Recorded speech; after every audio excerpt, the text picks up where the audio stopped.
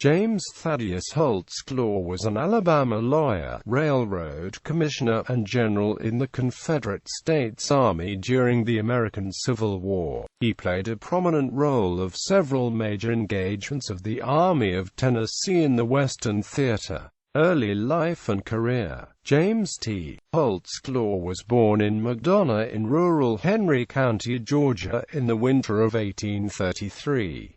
His parents, Elijah and Mary Holtzclaw, were from Chambers County, Alabama, where young Holtzclaw was raised and educated. He obtained his primary education at the local Presbyterian High School, East Alabama Institute, in Lafayette. In 1853, he received an appointment to the United States Military Academy, but declined and did not formally enter the school. In December, he began to study law in Montgomery, Alabama, under the famed pre-secession fireeater William Lowndes Yancey. He passed his bar exam in 1855 and established a private practice in Montgomery, Alabama. A fellow lover of fine horses, he became a lifelong friend and supporter of Yancey. He married Mary A. Molly Cowles, a daughter of another prominent Montgomery resident.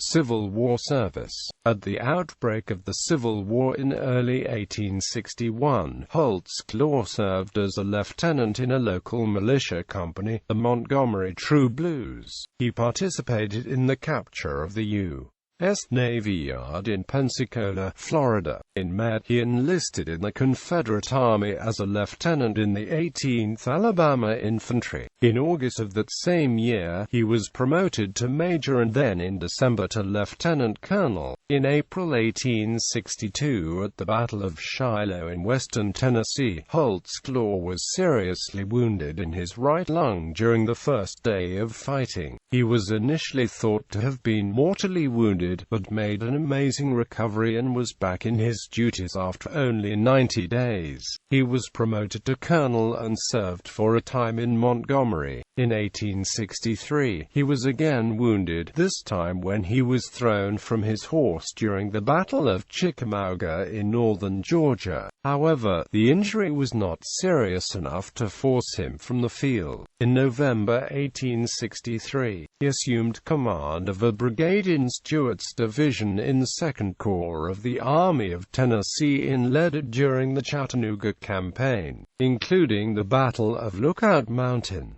For a time, he temporarily led the brigade of Henry Clayton. On July 7, 1864, Holtzclaw received a promotion to brigadier general and assumed permanent command of Clayton's brigade. He took part in John Bell Hood's campaign in Tennessee and was wounded a third time, this time a severe contusion on his ankle, during the Battle of Franklin on December 17.